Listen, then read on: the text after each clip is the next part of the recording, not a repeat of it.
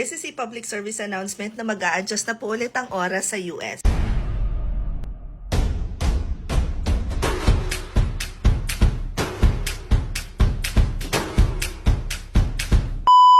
Yes, Mare. So, para doon sa mga hindi familiar sa DST or Daylight Saving Time, matatapos siya ngayong Sunday, November 3, 2 a.m. Pacific Standard Time. So, yung orasan nila will be set back by 1 hour. Ibig sabihin, kung ikaw ang client mo ay nasa US, yung start ng araw nila will start 1 hour later than usual. Halimbawa, ang client mo nagsisimula ka usually is 8 p.m.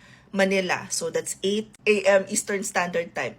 Papasok ka na ngayon ay 9 p.m. Merong mga location guys, may mga state na hindi nag-a-adjust yung oras ha. So my recommendation is, before you end your shift today, you ask your clients na, clients, will there be an adjustment sa shift ko or do you want me to come in an hour earlier para iisa lang yung oras ng shift ko dito sa Manila time. Hope this helps. Comment any questions you guys have about working from home, follow from or work from home. Chismis, bye!